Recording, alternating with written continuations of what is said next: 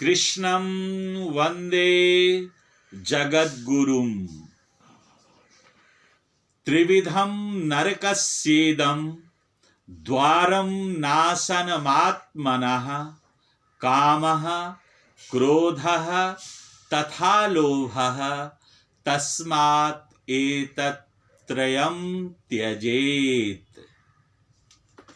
बहुत बढ़िया श्लोक है कि मनुष्य के पतन का, सर्वनाश का, मनुष्य को अंधकार की तरफ जाने का कारण क्या है। बहुत बढ़िया श्लोक है। भगवान श्री कृष्ण कह रहे हैं कि काम, क्रोध और लोभ, कामः क्रोधः तथा लोभः, यही तीन ऐसा तथ्य है कि मनुष्य को मनुष्य कहलाने योग्य रहने ही नहीं देता है। मनुष्य से क्या तात्पर्य है? मननशील। मननशीलता किस चीज के लिए? एक सामाजिक प्राणी होने के लिए। खुद भी जियो और दूसरों को भी जीने दो। जियो और जीने दो का सिद्धांत ही मनुष्य को मनुष्य बनाता है। यही चीज जो है हम सबको जानवर से अलग श्रेणी में ला करके रखता है। तो भगवान श्री कृष्ण कह रहे हैं कि जब काम, क्रोध और लोभ मनुष्य के ऊपर विजय प्राप्त कर लेता है, व्यक्ति के ऊपर विजय प्राप्त कर लेता है, इससे व्यक्ति सही मार्ग से बिल्कुल अलग हो जाता है, भटक जाता है। जिसको हम परलोक में दुर्गति कहते हैं, उसको अगर नरक कहा जाता है तो नरक केवल उसी का भी नाम नहीं है। अगले श्लोक में तमोद्वारम, अंधकार का द्वार, अंधकार अज्ञान, अज्ञानता ही नरक है। यहां पर इस पृथ्वी पर अज्ञानता ही नरक है। तो इसीलिए अगले ही श्लोक में श्री कृष्ण जी ने जो नरक जाने का और फिर उसके पर्यायवाची में तमोद्वारम शब्द ले आते हैं, अर्थात अंधकार में प्रवेश का मार्ग है। अंधकार में प्रवेश का मार्ग क्या हुआ? अज्ञानता का मार्ग है, अज्ञानी कहलाने का मूल है। अब प्रश्न उठता है कि काम, क्रोध और लोभ, ये तीन बातें ही श्री कृष्ण जी ने क्यों कही? तो ये देखिए कि काम सही भी है और काम गलत भी है। काम से तात्पर्य है कामना, डिजायर, इच्छा। ये सब काम के अंतर्गत आते हैं। मैंने पहले भी गीता के श्लोकों की व्याख्या करते हुए बताया था कि मनुष्य जन्म का मूल प्रयोजन धर्म, अर्थ, काम और मोक्ष की प्राप्ति करना है। वेदांत दर्शन ने, वेद ने, उपनिषद ने, गीता ने मनुष्य जन्म का मूल प्रयोजन यही चार माना है। तो वहां तो काम है, तो फिर यहां पर श्री कृष्ण जी क्यों कह रहे हैं कि काम, क्रोध तथा लोभ? वहां तो काम मनुष्य जन्म का प्रयोजन बताया गया है। वो इसलिए कह रहे हैं कि देखिए, जब धर्म, अर्थ और काम की हम बात करते हैं तो आरंभ में क्या है? धर्म है। धर्म क्या हुआ? आपका कर्तव्य कर्म, प्रोफेशन। जब आप कर्तव्य कर्म के द्वारा, प्रोफेशन के द्वारा अन्याय, अत्याचार ना करते हुए, भ्रष्टाचार, भेदभाव ना करते हुए धन का उपार्जन करते हैं, तब वह धर्म है। और धर्म के बाद क्या है? अर्थ है, यानी जो कर्तव्य कर्म से प्राप्त धन है, जिसमें अन्याय ना हो, अत्याचार ना हो, भ्रष्टाचार ना हो, भेदभाव ना हो, भाई भतीजावाद ना हो। तो यह क्या हो गया, यह धर्म हो गया, यानी कर्तव्य कर्म हो गया। और इससे जब उपार्जित अर्थ हुआ और उस अर्थ के द्वारा अब तीसरे स्थान पर था काम।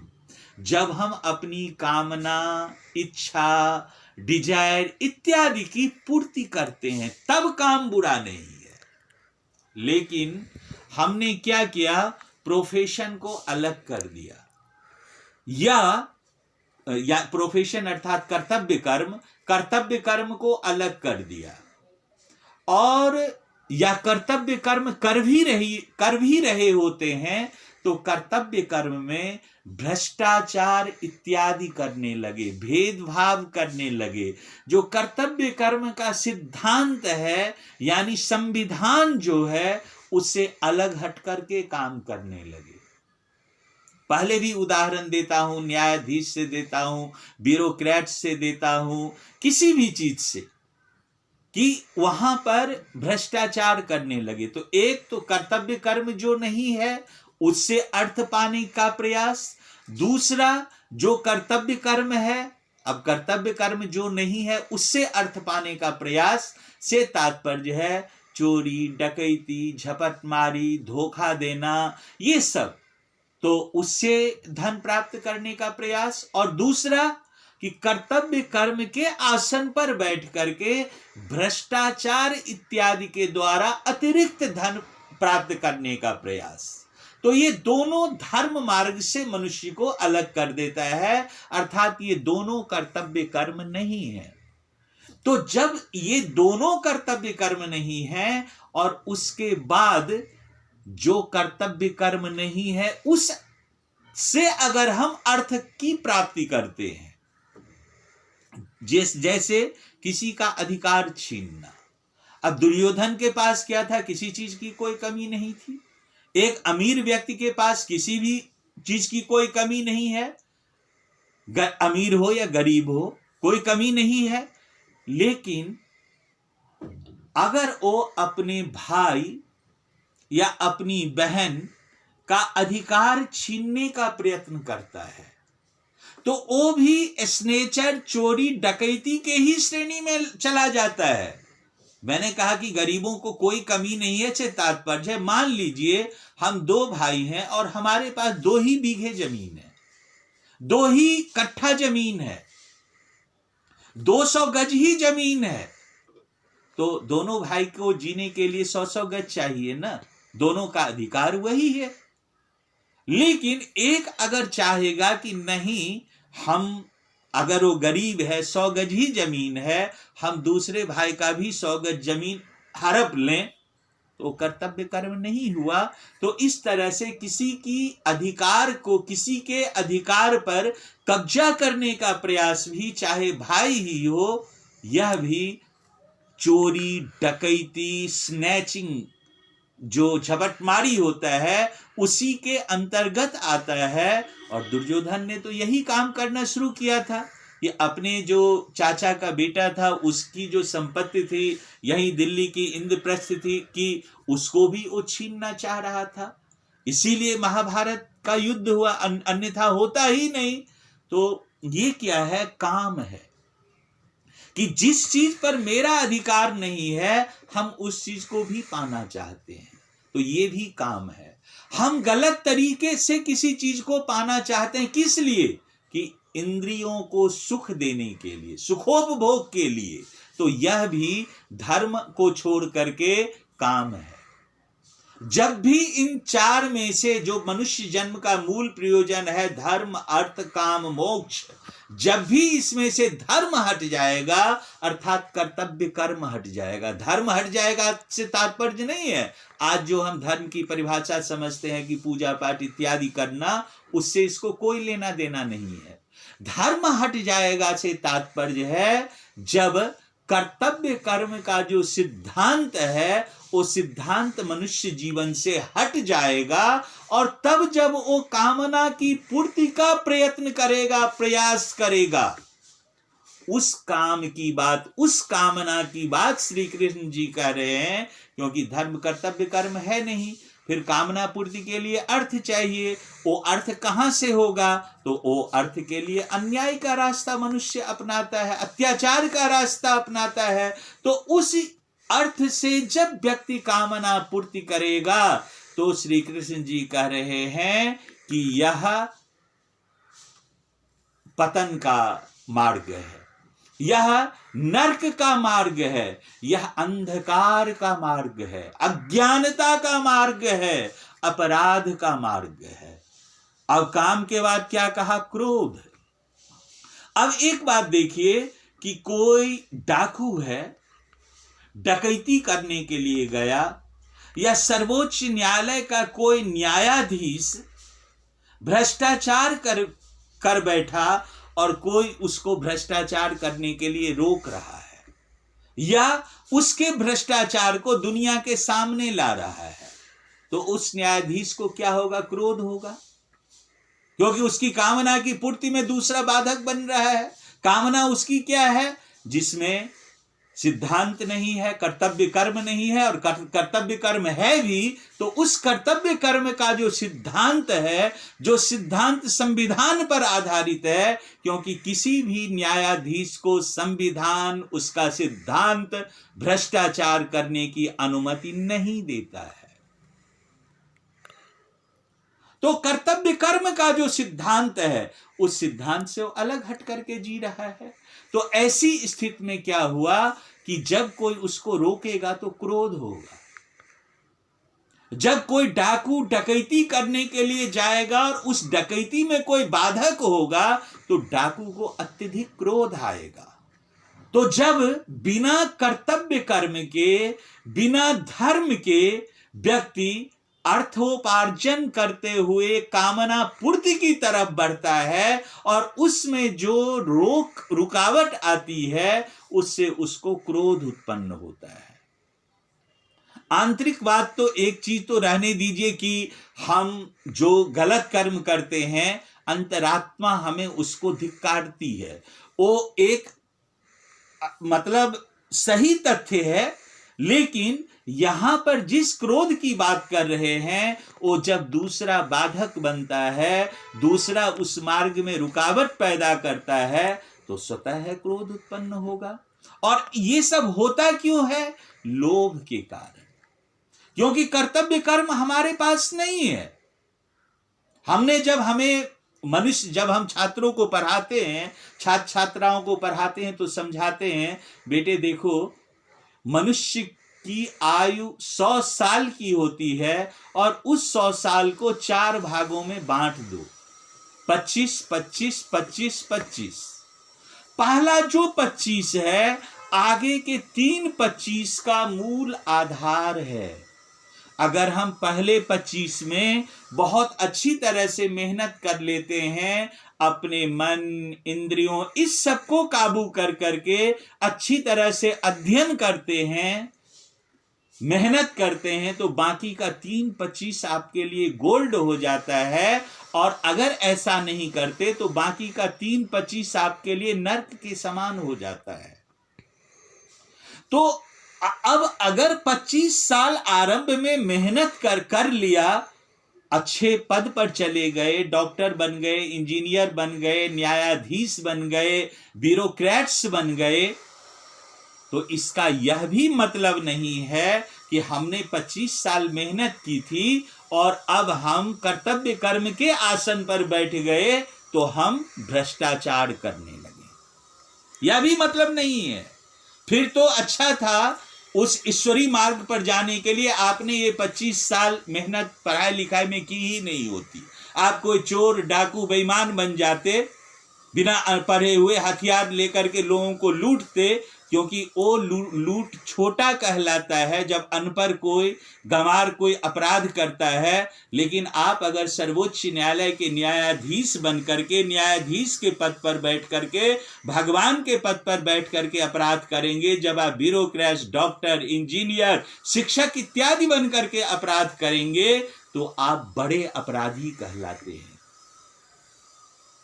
तो लोभ होता है। लोभ किस चीज से होता है? लोभ हो गया कि हमारी तो 2.5 लाख की सैलरी है, हमारी तो 1.25 लाख की सैलरी है, हमारी तो 70,000, 50,000, 40,000 की सैलरी है, इससे हम 5 सितारा होटल में यासी नहीं कर पाएंगे। तो क्या करें, लोभ हो गया और लोभ में आकर के हमने भ्रष्टाचार कर ली, सूटकेस उठा लिया न्यायाधीश महोदय ने, ब्यूरोक्रेट्स महोदय ने, इस सब ने। तो वो लोभ जो है आपको कर्तव्य कर्म से दूर लेकर के चला गया, आपको कर्तव्य कर्म के सिद्धांत से दूर लेकर के चला गया। और जब ही कर्तव्य कर्म के सिद्धांत से दूर लेकर के चला जाता है तब आप न्यायाधीश नाम के नेम सेक के रह जाते हैं। आप वस्तुतः चोर, उचक्के, गुंडे, बदमाश, मवाली इत्यादि बन जाते हैं। भले आप भगवान के आसन पर बैठे रहिए बेशर्म और निर्लज्ज बन करके, लेकिन आप वो नहीं रह जाते हैं। आपके लिए अज्ञानता का जो जिसको हम परलोक कहते हैं, जिसको नरक कहा गया है, या जो मानव समुदाय को तमोद्वारम अंधकार की तरफ लेकर के जाना, क्योंकि यद्यदाचरति श्रेष्ठ तत्तदेवेतरो जनः स यत् प्रमाणम कुरुते लोकस्तदनुवर्तते। अगर एक न्यायाधीश ही चोर का काम करने लगे तो दूसरे लोग क्या करेंगे, पूरा समाज क्या होगा, पूरा देश क्या होगा, उसी मार्ग में विचरण करेगा। और यही सब कारण है कि भारत में आप कहीं पर विश्वसनीय ढंग से कोई कार्य नहीं कर सकते, क्योंकि कौन पढ़ा लिखा आदमी, पद पर बैठा आदमी कहां लूटने के लिए फन फैलाए बैठा हुआ है, इसको समझ पाना बहुत मुश्किल है।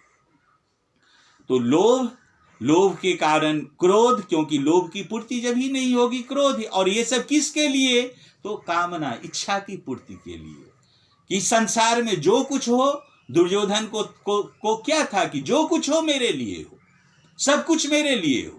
हमें अगर एक न्यायाधीश को सरकार 2-2.5 लाख रुपया सैलरी देती है, उसके साथ घर, गाड़ियां, ये सब कम पड़ जाता है।